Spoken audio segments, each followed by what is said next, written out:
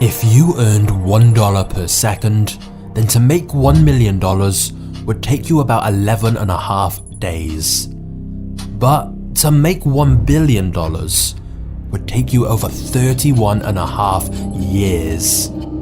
You see, it's easy to think of wealth in terms of rich or poor. But broadly speaking, there are arguably 5 different levels of rich. And at each level, things change very drastically. The difference between what a millionaire can do and a billionaire can do is simply staggering. In this video, we'll be exploring what life is like at each of these different wealth levels and delving into how the ultra-rich spend their money, including some of the most bizarre and extravagant purchases you've ever heard of. But as you're watching, you'll realize that one of the biggest changes that happens at each of these wealth levels is perspective. Because prices feel relative to how much you earn. So if you compare someone who's earning $40,000 a year with someone earning $400 million a year, it's 10,000 times more, which means a Lambo that costs $300,000 to them is the equivalent of spending $30. A $10 million piece of art feels like $1,000. A $50 million home in the Hamptons feels more like $5,000. So, whilst to us, each of those purchases would feel so major, to a billionaire, it's not even something they'd really need to think about. And of course, when you're that wealthy, it's not just items and experiences that you can buy. But we'll get to that. Let's instead start off with the first level of rich, the top 1%. Even though this phrase is synonymous with being extremely rich, if your income is over about $200,000 a year, you would technically be part of the top 1% of worldwide earners. And so, being in the top 1% may not make you feel quite as rich as you would think. Because sure, you can typically afford a nice house and car, but with those things comes higher costs. And so you probably don't feel very financially secure, and you're likely still working a full-time job. Which is why beyond this level, wealth starts to be measured in net worth rather than income. Because the more wealth you have, the more assets you have, and you're probably not making your money from a normal salary. So the next level of rich is a net worth of $10 million to $30 million. At this level, your needs are met. You can live very comfortably. You have a really nice house, you often fly first class internationally. If it's a special occasion, you might book a $2,000 suite. You can afford any healthcare you need, and in fact, no emergency financial situation can destroy your life. And yet, you're still not rich in the way that money doesn't matter. You still have to be sensible and careful when it comes to big decisions. And in the banking world, you're still not classified as having an ultra-high net worth. Which brings us to our next level, a net worth of $30 million to $100 million. At this point, you start playing in the big leagues, and most likely, you run or have a controlling interest in a very large company. You always stay at 5-star hotels, and you have multiple residences all around the world that you can stay in as well.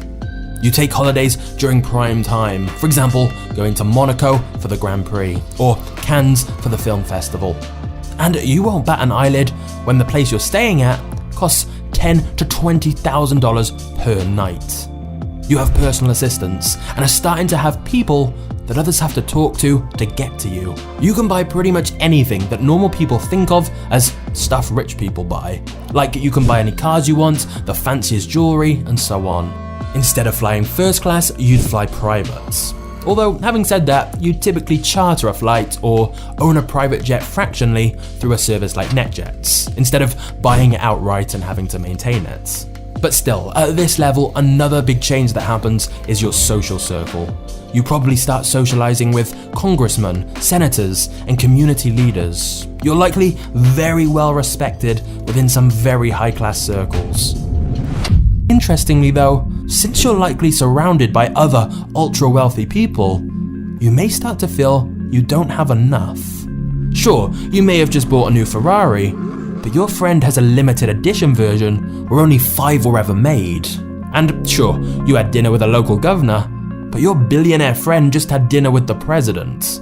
Even at this level, people are still looking above them, which brings us to our next level of wealth, $100 million to $1 billion net worth. To be at this level, you likely have ownership or control of a business that most of the public have heard of, even if they haven't heard of you directly. At this point, you can likely socialize with movie stars, rock stars, and the corporate elites. You can go pretty much anywhere you want and always in style. You have multiple residences with staff all over the world, with elite cars at every residence. If it's your thing, you might have a private island, and of course, a private yacht to get you there. Almost any experience you can dream up, you can have. Want to play tennis with your favorite star? Call his people. For a donation of $100,000 or more to his charity, you can probably play a match with him. Want your favorite band to come and play at your private party? Well, for the right price, they probably will. What about if you love art? Your people could arrange for the curator of the Louvre to show you around and show you some masterpieces they haven't exhibited in years. If you can dream an experience up, you can likely have it. Donations and fees can get you to anyone. And once you have many hundreds of millions of dollars, it's the same when it comes to buying things. You may hire people specifically to find you the most extravagant versions of items you can think of. For example, the Australian company Toilet Paper Man produces 22 karat gold toilet paper for a cost of over 1.3 million. And if you are going to quite literally flush money down the toilet, why not get a gold toilet or an entire gold bathroom to go with it? In fact, if you're ultra wealthy, you can literally have gold everything. How about a 24 karat gold water bottle, which in itself is a piece of designer art and comes with spring water from France and Fiji, combined with glacier water from Iceland? Or alternatively, how about the world's most expensive iPhone that has 24 karat gold casing and more than 600 white and black diamonds, plus sapphire glass for the screen?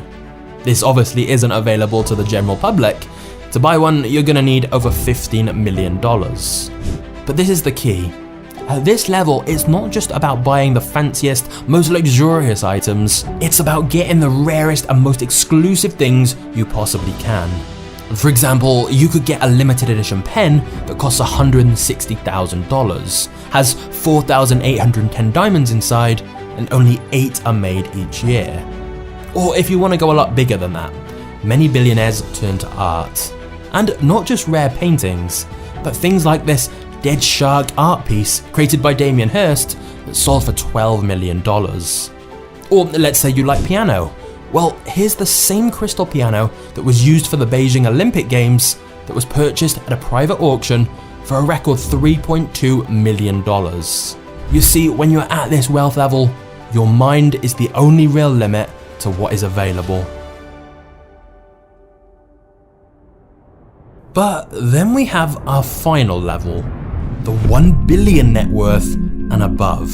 Now, before we get into what you can do as a billionaire, which honestly is pretty insane, it's worth noting that the number of billionaires on Forbes' annual rich list has significantly increased in recent years, and there's now around 2,755 known billionaires.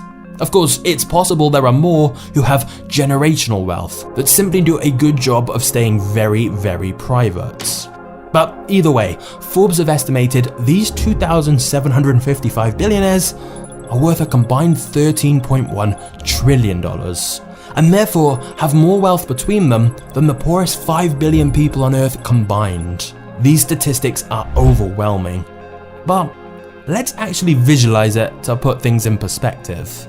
This rice example really highlights that even within this billionaire category, the difference between 1 billion and the kind of wealth Jeff Bezos or Elon Musk have is insanely vast. I'm also a big fan of James Janney's YouTube channel, and he did a great job of visualizing the difference between these large sums of money in a different way. So after seeing these examples, we've now got a better idea of the scale of $1 billion. So now let's look at what you can actually do with it. Because essentially, you can buy anything. And I do mean anything. We're no longer talking about luxurious items and experiences. Firstly, you can buy access. You can ask your staff to contact almost anyone on the planet and get a call back. It's amazing the level of access and respect $1 billion can get you. where within an hour, you could ask your people to get in touch with someone and they'd be able to do it. And I'm not just talking about contacting celebrities. It works the same with powerful people within politics as well, especially because the billionaire may well be a donor to their political party. And so, if you're a billionaire, you may occasionally meet with the heads of states and have conversations with them. Which brings us to the second thing $1 billion can buy: influence. As a billionaire, you have many ways to shape public policy and the public debate. And this isn't always done in some kind of evil way, like lobbying for lower taxes for rich people. Although, obviously that does happen. But the simple fact is, because of your wealth and connections, you can absolutely influence big changes in the world. And not just on a political level, because another thing you can buy is impact through philanthropy and charity. Your money can literally change countless lives. The question is, how do you distribute it? Clean water for villages? Fund new hospitals? Try to save a dying species of animal? With money, you can impact almost anything of your choice. But one of the biggest differences with billionaires that is often overlooked is the ability to essentially buy time.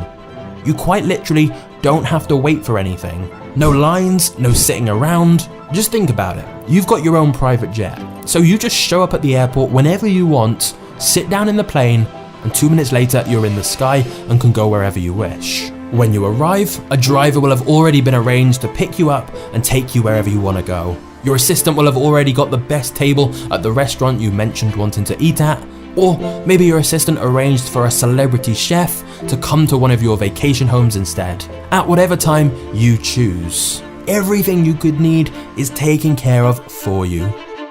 However, believe it or not, there are some downsides to being this ultra wealthy. Firstly, it's nearly impossible to have normal emotional relationships at this level. It can become increasingly difficult to have friends and family that love you for who you are. They exist, but it's pretty hard to know which ones they are. Because your world is likely filled with yes men and people looking to take advantage at every opportunity. Your trust and connections with people are undoubtedly considerably weakened. Dating also becomes an odd experience. On the one hand, some of the world's most beautiful and intelligent women are all around you at parties and events.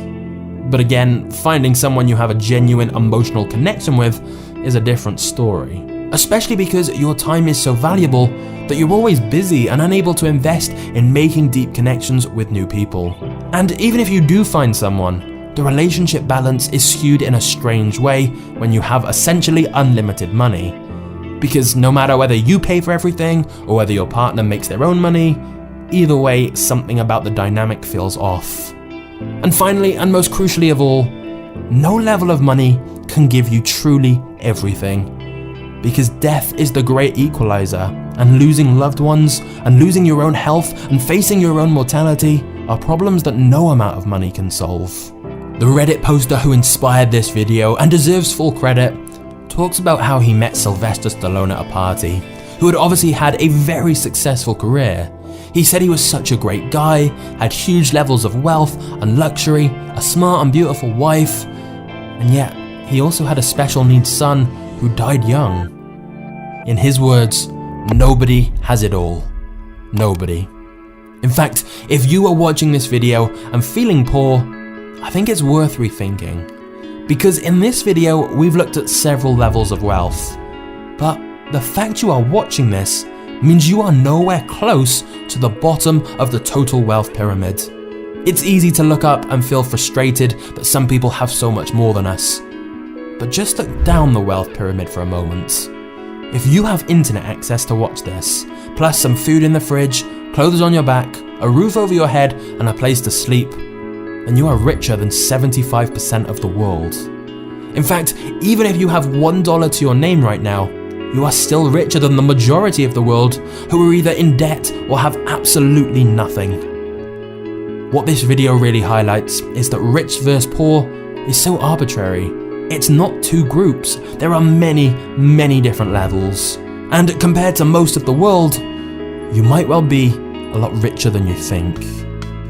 If you enjoyed this video, please make sure you subscribe and turn on notifications for future mini documentaries that are on the way. Thank you for watching to the end, you are a legend, and I'll see you next time. Cheers.